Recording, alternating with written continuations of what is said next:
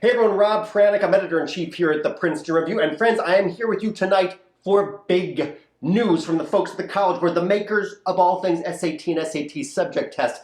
This is so super important, my friends, that we're going to cut out all of the pesky preamble and jump right in. You already know about the optional SAT essay. However, for the vast majority of you, as of today's announcement from the College Board, that SAT essay is going away, never to be heard of again after the June 2021 administration. Now, if you already signed up for the SAT, you can cancel that optional part of the exam without a change fee. That said, there is a small segment of test takers where the essay will still be available in states where it is required as part of the SAT school day administration. Now, those states are specifically Delaware and Oklahoma. As of right now, if you live in those two states, you will still be writing the SAT essay. That said, for everybody else, including those students in those two states, Delaware and Oklahoma, colleges and universities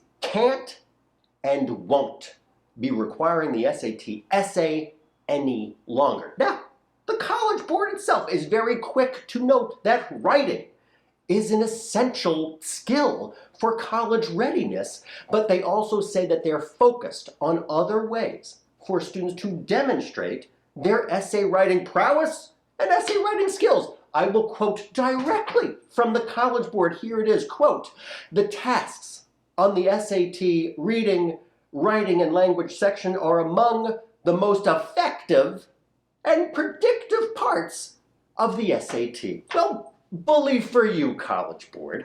But friends, let us understand what the College Board is actually saying in this statement. Somewhat counterintuitively, the College Board states that you'll demonstrate writing through multiple choice questions rather than an essay. But folks, be that as it may, we cannot stop there. The other big news that was also made available for today from the College Board is that the SAT subject tests themselves are going away too.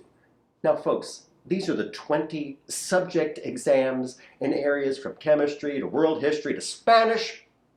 They've been declining in popularity for a long time, my friends. Quick examples. In 2018, more than 2.1 million students took the SAT, but just about 10% as many took SAT subject tests. Suffice it to say, that is a pretty poor showing. And as it turns out, there's another way for students to demonstrate to colleges that they've mastered subject-specific content. Folks, nearly 5.1 million AP exams across 38 subject areas were taken in 2018 by more than 2.8 million students.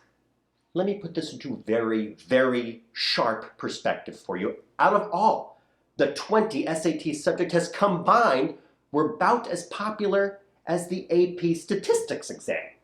The AP biology exam itself was more popular than all SAT subject tests put together. More than 2.5 times as many students took the AP English language and composition exam than took all SAT subject tests. Folks, you're getting the picture here. I know it, but sometimes it's good. Sometimes we need to say these things out loud to understand the gravity of it. Now, the last SAT subject test administration will be June 2021 for international students. Though, if you signed up for the SAT subject test before that time, you can cancel and receive a refund by contacting the College Board's customer service team.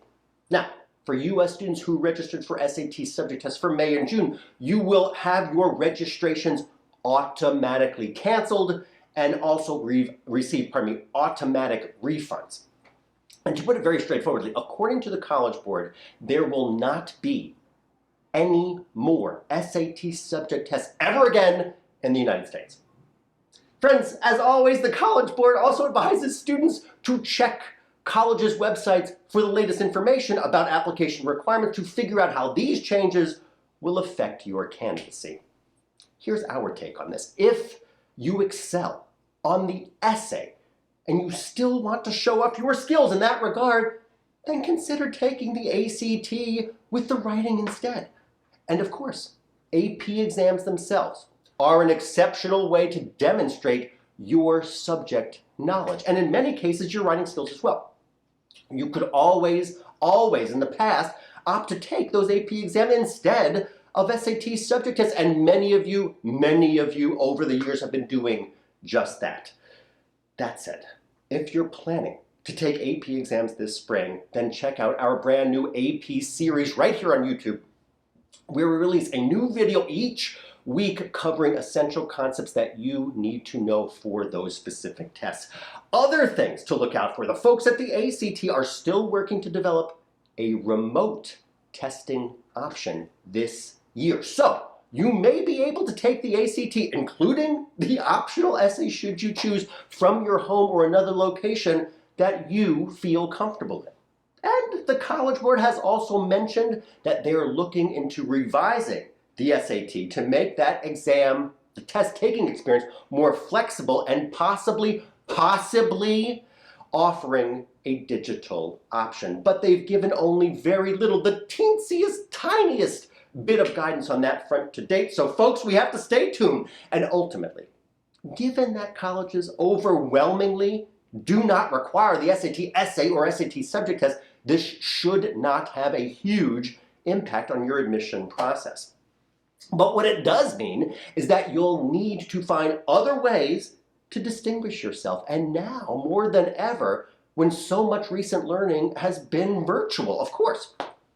So, take AP exams if you're comfortable with the content. And friends, also consider volunteering and doing community service. We have 2 videos about that specifically and how to do it all virtually. And when you do write your college essays themselves, then ensure that you communicate your perspective and, of course, your voice and your values to the greatest extent possible. Because that may be one of the best writing assessments that a college will give you over the next year and years.